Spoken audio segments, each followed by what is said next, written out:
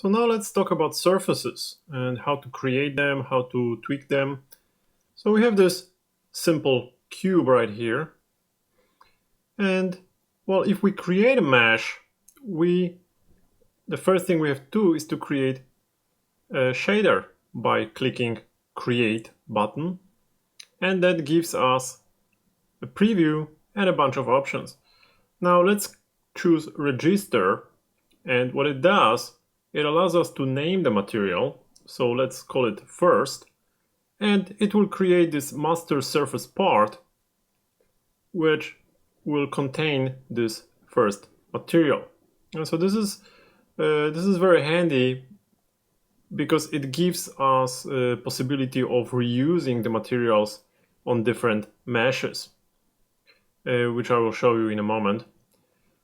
And let's tweak this material a little bit. We can make it more specular. We can give it any color we want. Tweaking materials in Shade is really simple and really intuitive, as you can see. Basically, any parameter you can tweak with just a slider, and you have all of them here in one place. You don't have to look for them in different menus or tabs or whatever. So it's really convenient and really easy. We can set the roughness, so that will affect the specularity. We can make the material look more metallic, for instance. Many of those options work usually when you have like a set of textures assigned to the surface. Obviously, without anything, we can't really see their effect. We have some volume settings here as well. And here at the bottom we have mapping, and by clicking Edit Image, we can load and modify any textures. We can edit them here without going to a Photoshop or something. Of course, in a very limited way, but we can. Okay, so this is just a very basic material. Well, let's create another mesh, just another cube quickly. Okay, and again, once we created it, we can see we can click Create here, or we can choose Use. Right? We can use this first material, but let's create another one. Right? So this one, again, we register it. So we type, well, second. This is our second material, and you can see it's added to our master surface part. Let's give it a different color. And yeah, so we have now two materials to choose from. Right, so for example, we can choose this first mesh and now select Use Second. Right? And we can choose the second and use first. So basically, you can have a number of materials created here, and if you have once you have them registered, and then you can keep switching them however you want. Well, let's create another material without creating a new mesh. So basically we go to Create Master Surface. So this will allow us to create a material without necessity of creating another mesh. Right? So you can see now we have third material, which we can tweak here. It's not visible in our scene yet, but we have it already in our master surface, so we can use it. So let's select, for example, this mesh, and we can use third. There we go. Okay, so this is how you can create and use materials. We can create another one where you can create however many you may need.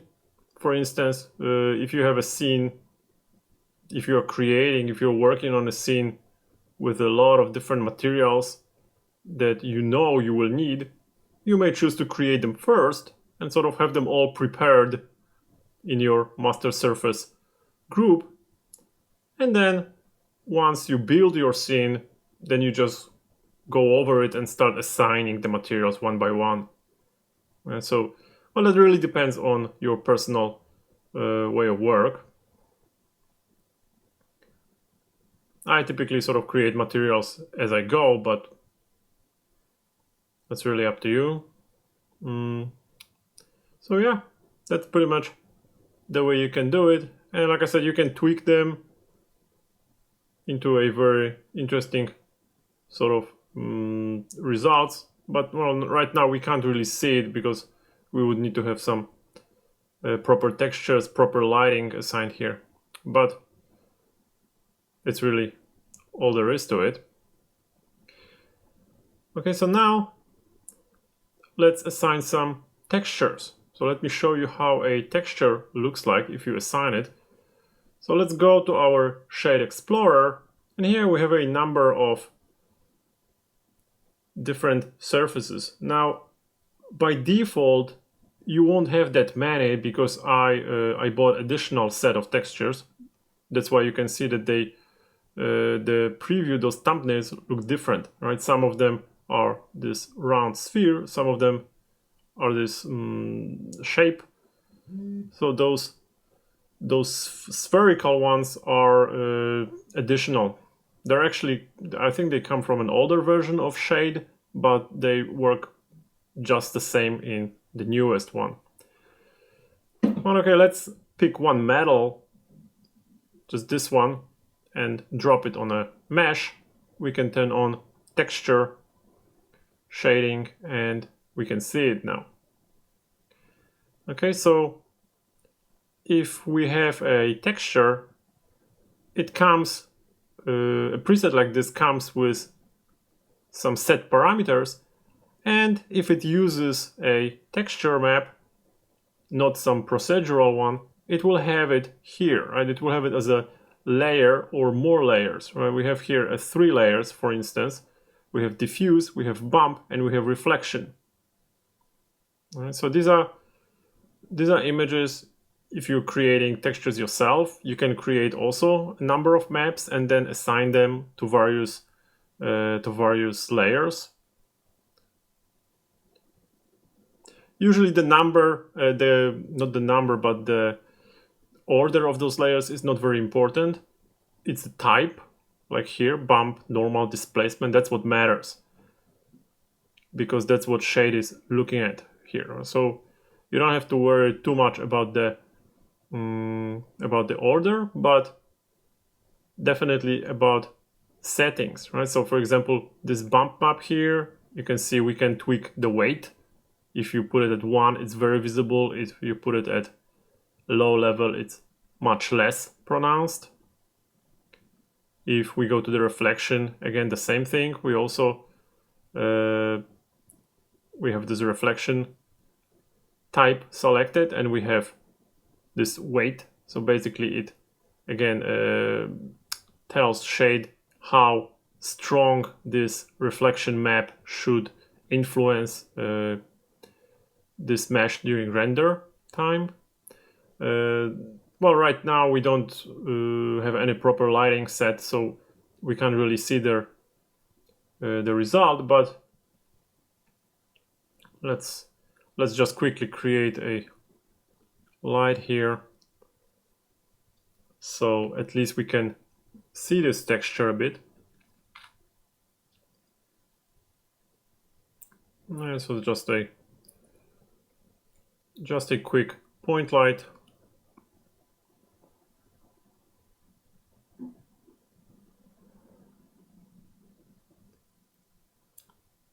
Just so we can at least see this material. Okay, and well, here we have it. And let me show you now also one more thing that is pretty useful. Basically how to create tiles, how to create a tileable material. So again, I mean, of course you have to create the texture externally, either in Photoshop or using any kind of application for creating tileable textures. And then you bring it exactly the same way, right? You load the image here in the UV tab I'll just squeeze these UVs here a little bit so those these floor tiles are more rectangular. And now, how to make it into actual tiles, tileable texture? Well, you have this tiling at the very bottom, which you can set to repeat, mirror, or along the edges. Now, if you have it as a repeat, then you can type here how many times you want to repeat it, right? So if we want to repeat it 5 times in each direction, well, you see what happens, right? We have it repeated 5 times. So it's getting very tiny now. Now that of course depends on the scale. You can flip it, right? You can flip it horizontally, you can flip it vertically, and you can also sort of turn it 90 degrees. Right, so that's how you create tiles, depending on the scale of your scene, and you can also choose the different orientation of them.